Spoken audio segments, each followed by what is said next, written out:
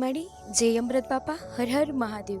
પૂજ્ય અમૃત બાપા મેરડીમાં દ્વારા સંચાલિત જય માડી ચેરિટેબલ ટ્રસ્ટ ભૂખ્યાને ભોજનનો જે સંકલ્પો લઈને આવ્યું હતું ને, તેમાં અમદાવાદના અલગ અલગ વિસ્તારોમાં શ્રમજીવી અને જરૂરિયાતમંદ લોકોને વિનામૂલ્યે ભોજન પીરસવાનું છે। ઈશનપુર વિસ્તારમાં શ્રમજીવી લોકોને ભોજન પીરસ્યું। ભૂખ્યાને ભોજન કરાવી તેની આંતરડી ઠારવી એ જ સૌથી મોટું પુણ્ય છે। જય માડી જય અમૃત બાપા હર હર મહાદેવ।